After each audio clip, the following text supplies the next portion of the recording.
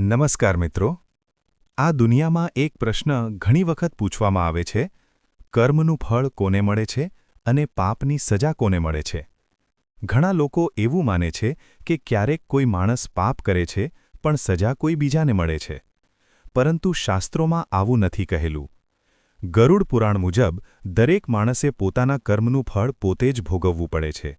જો કોઈ માણસ સારા કર્મ કરે છે, જેમ કે સત્ય બોલે, બીજાની મદદ કરે, દાન કરે અને સારા કામ કરે, તો તેને સુખ, શાંતિ અને સારો પરિણામ મળે છે।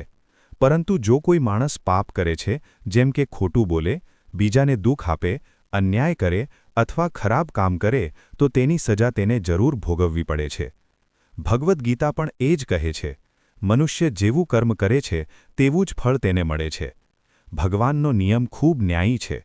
કોઈ માણસ પોતાના કર્મથી બચી શકતો નથી। આથી જ કહેવાય છે, સારા કર્મ કરશો તો સારો ફળ મળશે અને પાપ કરશો તો તેની સજા જરૂર મળશે।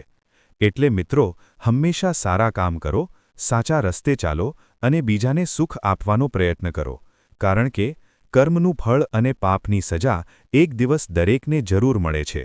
ધન્યવાદ।